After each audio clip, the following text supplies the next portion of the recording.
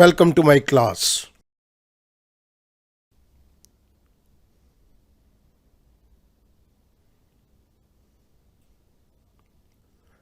The Indian Contract Act 1872 rights of surety, इस particular video lecture के अंदर मैं श्योरिटी के राइट्स को टेकअप करूंगा and this is lecture number 98.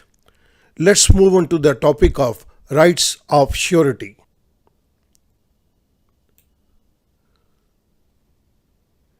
A surety has right against, first, against the debtor, second, against the creditor, and third, against the co-sureties. जब हम surety के राइट्स की बात करते हैं then we can divide it into three parts. The surety's right against the debtor, surety's right against the creditor, and the surety's right against the co-sureties. इस particular slide के अंदर आप कुछ करेक्टर्स को देख रहे हैं. मैं इन्हीं करेक्टर्स को लेके श्योरिटी के राइट्स को पूरे लेक्चर के अंदर डिफाइन करूंगा. आइएगा मूव करते हैं sureties right against the debtor.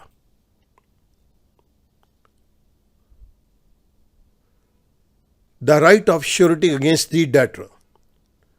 A point. Right to be subrogated. This is given under section 140 of Indian Contract Act. Subrogated means substituted.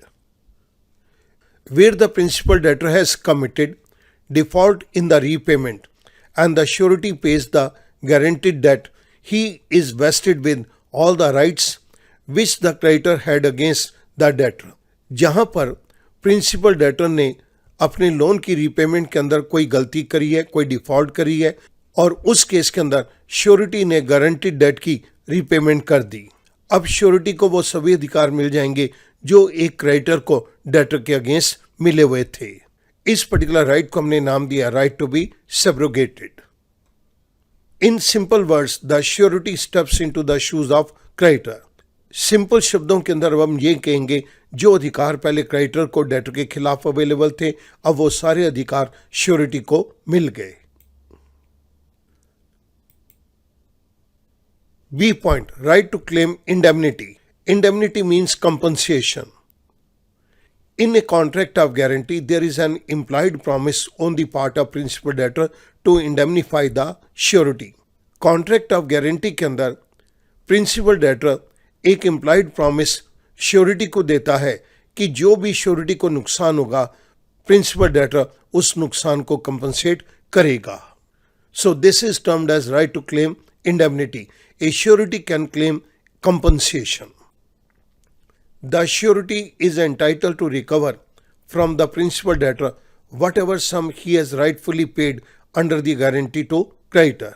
Surety को इस बात का अधिकार मिल जाता है कि वो प्रिंसिपल डेटर से वो सारा अमाउंट रिकवर कर ले जो कि उसने क्रेडिटर को पे किया है. The second point that is the right of surety against the creditor. इस स्लाइड के अंदर we have surety and creditor with us.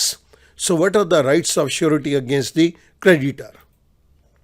A surety is entitled to the benefit of every security which the creditor has against the debtor at the time when the guarantee contract was entered into, whether the surety knows of the existence of such security or not. जिस समय guarantee का contract किया जा रहा था उस समय debtor ने क्रेडिटर को कुछ वस्तुएं सिक्योरिटी के अंदर दी, लेकिन इसके बाद डेटर ने लोन को रीपे नहीं किया और श्योरिटी ने लोन को रीपे कर दिया. जब श्योरिटी लोन को रीपे कर देती है तो जो सिक्योरिटीज डेटर ने क्रेडिटर को दी थी अब श्योरिटी का अधिकार बन गया कि वो क्रेडिटर से उन सभी सिक्योरिटीज को ले ले. इन सिक्योरिटीज की अगर पहले से श्योरिटी को कोई जानकारी है या नहीं है इस बात से कोई फर्क नहीं पड़ता. क्रेडिटर वो सारी श्योरिटीज को हैंड ओवर करे. इफ द क्रेडिटर लूजेस और without the consent of the surety parts with such security the surety is discharge to the extent of the value of the security. अगर creditor उन securities को खो देता है या surety की सहमति के बिना किसी और को दे देता है तो श्योरिटी की लायबिलिटी उतने अमाउंट से कम हो जाएगी जितने अमाउंट की वो सिक्योरिटीज थी. However, a surety can claim the benefit of the securities only on the payment of a part of the debt. एक श्योरिटी उन सिक्योरिटीज का बेनिफिट तभी क्लेम कर सकता है अगर श्योरिटी ने डेट के पार्ट की कुछ पेमेंट करी है. Look at an example. Mr. D, debtor. Mr. C, creditor. Mr. D is in need of money. He wants to borrow rupees 5 lakhs. I am in need of rupees 5 lakhs. Can you lend me? मुझे 5 लाख रुपए की जरूरत है, क्या तुम मुझे उधार दे सकते हो? Creditor says, I am willing to lend you provided you bring guarantee of Mr. S and gold worth rupees 2 lakhs as security. Mr. Creditor जवाब देता है, मैं तुम्हें उधार देने के लिए तैयार हूं अगर तुम मिस्टर एस की गारंटी ले आओ और 2 लाख रुपए की गोल्ड एज ए सिक्योरिटी मुझे दे दो. डेटर जवाब देता है ओके. इट मीन्स डेटर को यह कंडीशन मंजूर है. Mister S surety. Mister S agrees to give guarantee to mister C for the repayment of borrowed money by mister D. जो पैसा मिस्टर डी ने बोरो किया है, मिस्टर एस उस पैसे की रीपेमेंट की गारंटी मिस्टर सी को देने के लिए एग्री करता है. इसी के साथ मिस्टर डी ने 2 लाख रुपए की गोल्ड की ज्वेलरी मिस्टर सी को एज ए सिक्योरिटी दे दी. जब लोन का अमाउंट ड्यू हो जाता है और मिस्टर डी इसकी रीपेमेंट नहीं करता, मिस्टर डी ने लोन की रीपेमेंट के अंदर डिफॉल्ट कर दी और श्योरिटी ने 5 लाख रुपए की पेमेंट क्रेडिटर को कर दी.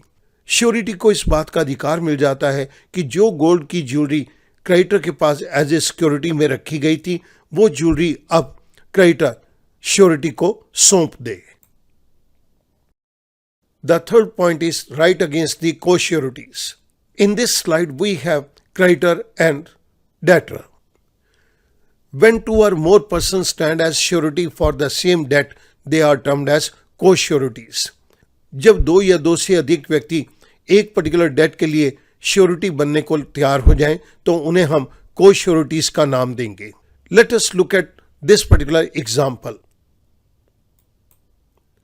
Mister D is in need of money and he wants to borrow rupees 5 lakhs. He says to creditor, I am in need of rupees 5 lakh. Can you lend me? मुझे 5 लाख रुपए की जरूरत है, क्या तुम मुझे उधार दोगे?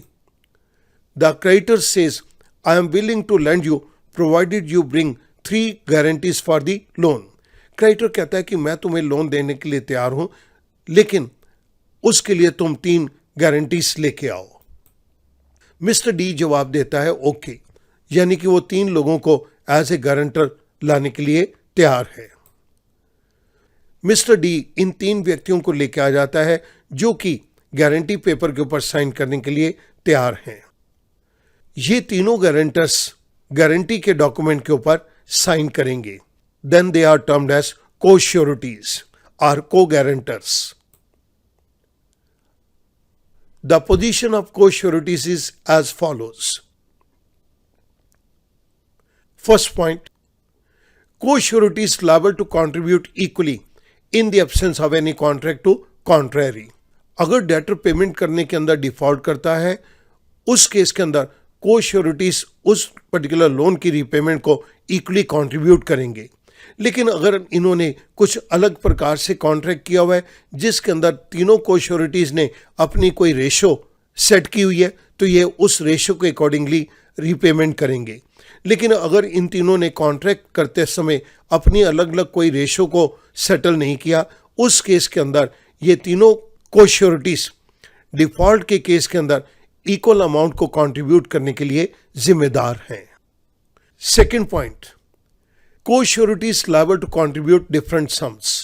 अगर को-श्योरिटीज ने पहले से ही ये कह दिया है कि ये तीनों अलग अलग अमाउंट के लिए जिम्मेदार हैं, फॉर एग्जाम्पल जैसे ये 5 लाख रुपए का लोन है, उस केस के अंदर फर्स्ट पर्सन कहता है मैं 50,000 के लिए लायबल हूँ, सेकंड पर्सन कहता है मैं 1,50,000 के लिए लायबल हूँ और थर्ड पर्सन ये कहता है मैं 3 लाख रुपीस के लिए लायबल हूँ.